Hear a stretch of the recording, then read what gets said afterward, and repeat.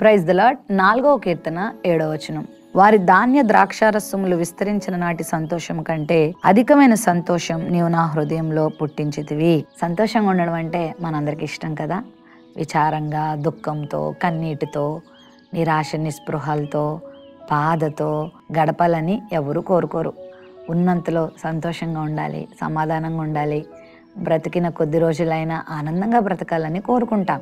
మరి ఆనందం కోసమే చాలామంది చాలా దారులు వెతుక్కుంటూ ఉన్నారు. వారు సంతోషంగా ఉండడం కోసం శరీరం ఏం చెప్తే అది చేస్తూ ఉంటారు. సంతోషంగా ఉండాలని రుచి కలిగిన ఆహార పదార్థాలు తింటారు, త్రాగకూడనివి త్రాగుతారు, వెళ్ళకూడని వాటికి వెళతారు, చేయకూడని పనులు చేస్తూ ఉంటారు. ఎందుకు ఇవన్నీ మీరు చేస్తున్నారని అడిగితే మేము సంతోషంగా ఉండడం కోసం అంటారు. సంతోషంగా ఉండాలనుకోవడం తప్పు కాదు, కానీ సంతోషంగా ఉండాలనుకొని చేయరాని కార్యాలు చేయటం ఎంత ప్రమాదం. సంతోషం ఆనందం కలగదు కదా.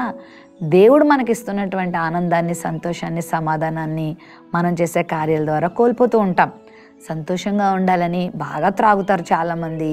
ఆ త్రాగుడు ద్వారా శరీర అవయవాలు పాడైపోతూ ఉంటాయి, వారు డబ్బు పాడైపోతూ ఉంటుంది, కుటుంబం పాడైపోతూ ఉంటుంది, పిల్లలు కూడా పాడైపోతూ ఉంటారు. కుటుంబంలో సమాధానము, ఆనందం కోల్పోయి దుఃఖము, చింపిరిగుడ్డల జీవితము, అసమాధానము, గొడవలు, గందరగోళాలు, బీదరికము, దరిద్రత చాలా కుటుంబాల్లో తాండవమాడుతూ ఉంటుంది. ప్రియ దేవుని బిడ్డలారా, సంతోషంగా ఉండండి, ఆనందంగా ఉండండి అని ప్రభువే చెప్తున్నారు.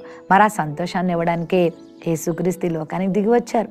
నిజమైన దేవుడు మన ప్రభు మనందరికీ సంతోషాన్ని కలిగించే దేవుడై ఉన్నాడు.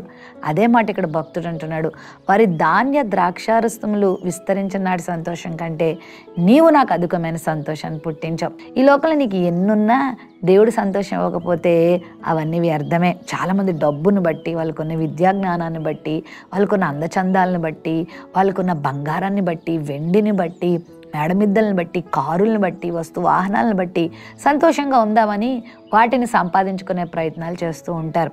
అయితే దేవుడే నీకు సంతోషాన్ని ఇవ్వకపోతే అవి ఏవి నీకు సంతోషాన్ని ఇవ్వలేవు. దేవుడే సంతోషం నీకు ఇస్తే అవి ఉన్నా లేకపోయినా నువ్వు సంతోషంగా ఉంటావు. అవి నీకు సంతోషాన్ని కలిగించవు అని నువ్వు ఎప్పుడు మర్చిపోవద్దు. ఒకవేళ మన అవసరం నిమిత్తం ఇల్లు అవసరం, మనకు అవసరం నిమిత్తం ఒక వాహనం అవసరం, అవసరం నిమిత్తం ఆహారం అవసరం, ఏది అవసరమో అది దేవుడు మనకి ఇస్తాడు. అయితే వాటికి పరిధిని దాటి మనం సంపాదించుకునే ప్రయత్నం చేసినా మనకేం ప్రయోజనం కలగదు. సంతోషపెట్టువాడు దేవుడు. నిన్ను ఎలా సంతోషపెట్టాలో ఆయనకు తెలుసు, నీకు ఎలా సమాధానం ఇవ్వాలో ఆయనకు తెలుసు.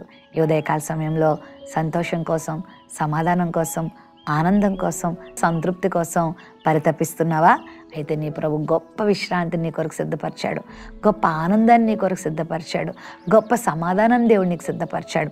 ఆయన ద్వారా నీకు సంతోషం ఉంది, ఆయనను బట్టి నీకు ఆనందం ఉంది. ఒకవేళ ఉదయకాల సమయంలో సంతోషం లేదా, డబ్బు ఉంది, అందరూ ఉన్నారు, మనుషులు ఉన్నారు, బంధువులు ఉన్నారు, స్నేహితులు ఉన్నారు, కుటుంబం ఉంది, ఉద్యోగం ఉంది, వ్యాపారం ఉంది, అధికారం ఉంది, పదవి ఉంది, కానీ సంతోషం లేదు కదా.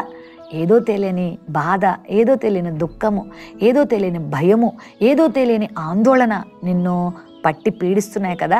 రా ప్రభు దగ్గరికి, ప్రభుని అడుగు, ప్రభువా నాకు సంతోషం కావాలి, ప్రభువా నన్ను ఆనందింప చేయవా అని అడిగితే ప్రభు నిన్ను ఆనందింప చేస్తారు. లోకంలో అన్నీ కలిగి ఉన్న వారందరికంటే నువ్వే అదృష్టవంతునిగా, భాగ్యవతిగా దేవుడు నిన్ను చేస్తాడు.